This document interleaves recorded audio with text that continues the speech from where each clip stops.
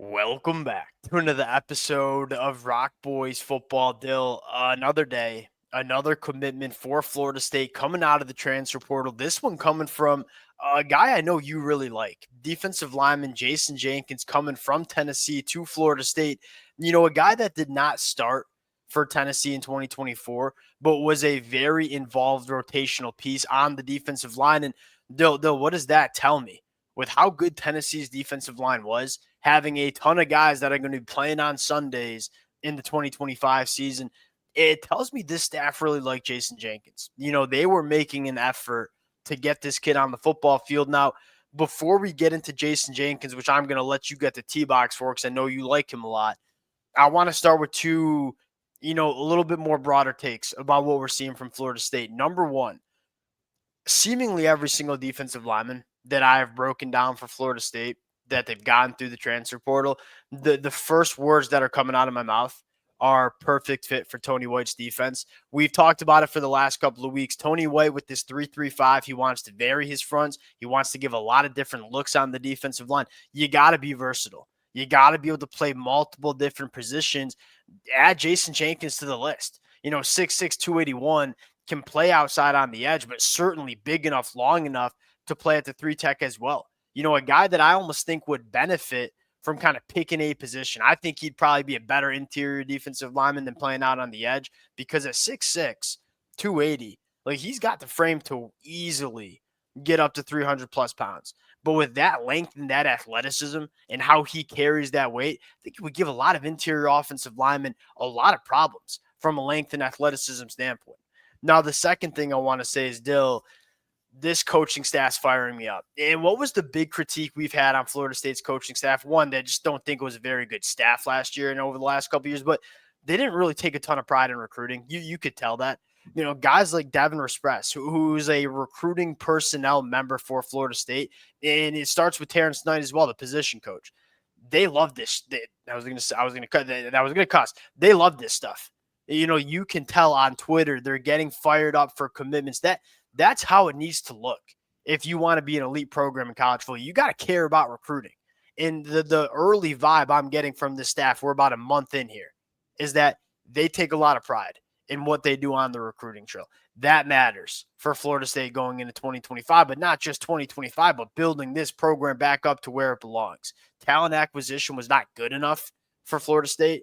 They're investing a lot of time, effort, and resources getting that right for the next couple of years. Now, I want to get into Jayson Jenkins. Want to talk about what this defensive line is going to look like for Florida State in the 2025 season. Now, before we get into it, as always, to the Florida State fans, can't thank you guys enough. It's been a very busy, not only last couple of days, but really last couple of weeks. The boys have had a blast breaking down the commitments. The amount of support y'all continue to show means the world. If y'all do enjoy the content, consider subscribing to the channel. Dill, sorry I made you wait a little long.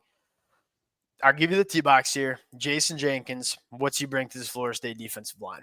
I think when you say kind of fitting what Tony White wants to do, you look at a guy like Jamari Butler for Nebraska, who obviously Florida State kind of made a push for. I feel like they're relatively similar players.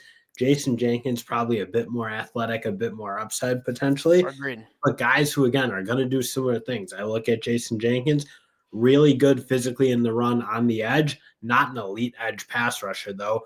Probably does his best work in the pass rush game on the inside. So I wonder if that's how you vary him down to down, snap to snap, situation to situation. I think there's ways you can get him really kind of engaged in the football game. And Tennessee probably wasn't the perfect fit because they pretty much had him playing as a 4-3 defensive end. And again, he's just not a great pass rusher from that position. Played the run pretty well for Tennessee for the most part, but not elite rushing the passer there.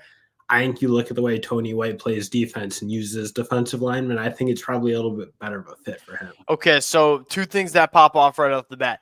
They are prioritizing run defenders.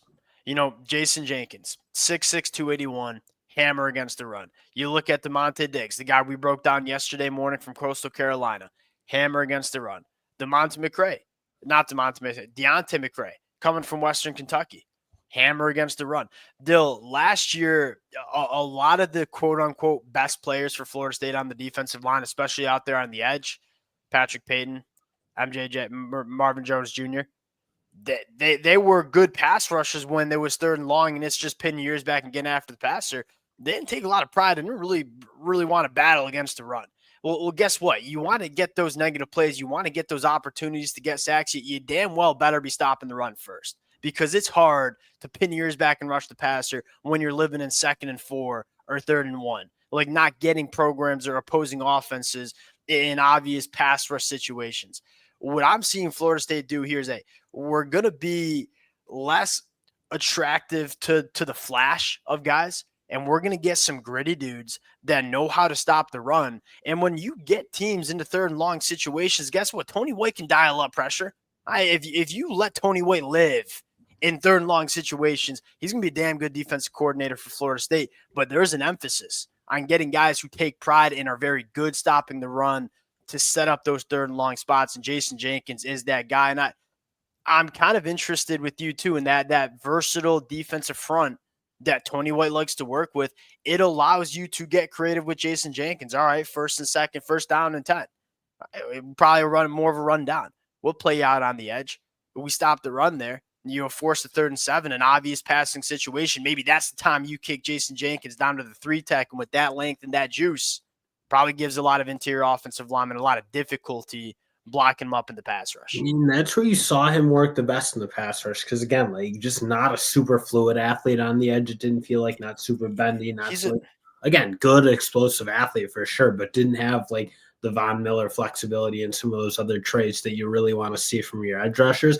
But a guy who, again, when he's working, he's got the physical strength to be a physical problem for guys on the interior, but also a really good athlete. So, man, I just think it's about getting him into a better position, because he wasn't hyper productive at Tennessee, obviously, but I don't know that he was a perfect fit for that defense at the end of the day. Yeah, I don't know if Jayson Jenkins is ever going to be a hyper productive guy in terms of stuff from the stat sheet, but I think he can be a really, really good player that does some of that dirty work for you. And again, I just don't think Florida State had enough of those guys on their defense in 2025. And, you kind of look at Florida State's class overall, and it's a lot of boxes checked. And that's kind of what we said heading in. Yes, you want to land some guys like Deuce Robinson. There's no secret about it. But we knew there was a lot of work to do for Florida State in the portal, specifically in terms of depth on the lines of scrimmage. They bring in what I think are 4 bona fide starting offensive linemen. That is very hard to do. Florida State did a very good job doing so. Then you look on the defensive line, it's not necessarily guys that are going to be first-team All-Americans, although I feel like we said the same thing about Braden Fisk when he came to Florida State. They very well might be. But there's a lot of guys that you're going to get good reps from. And it's kind of what we said Florida State needed to do heading into the transfer portal. Go get a bunch of solid guys specifically on the line of scrimmage. Don't take your risks going out and dropping a ton of resources on a Marvin Jones Jr. Go get a Jayson Jenkins or DeMonte Diggs, guys that have played a lot of football, have shown they can be solid. Let's start building up the numbers on this line of scrimmage. That's what they've done. That's really a little bit more reminiscent of their 2023 portal haul, where, again, it was a lot of guys from smaller schools and smaller programs who really thrived where they were before they got to Florida State, and then they get to Florida State and play really well. And then you kind of said it, or really been banging the table all offseason, I feel like. But last year, they just took like backup players from really good programs who are really good recruits, and were like just praying to God that they'd all work out. And it clearly didn't. So I think, again, you see the philosophical shift coming back to probably more where it should be, where you're prioritizing the production over potential, because they did the opposite. Prioritizing production over potential in the transfer portal, because the transfer portal is meant for like immediate quick fixes to your roster. You can take all the swings you want. The high school recruiting trail is meant for taking swings. You take your swings on the high school trail with physical traits kind of guys, see if they work out, and if they don't, you go to the transfer portal and you get guys that are proven production type of guys. Don't spend your whole transfer portal going after Malik Benson that might have really intriguing physical traits but hasn't really played any good football at the Power 4 level. You're seeing Florida State do that. I think that's a good point. We will wind it down there. At some point, we're just going to have to do like an overall haul on Florida State, because they're flying in, and it doesn't sound like they're stopping anytime soon. Appreciate you guys rocking with it. If y'all do enjoy the content, consider subscribing to the channel, and we'll talk to y'all later.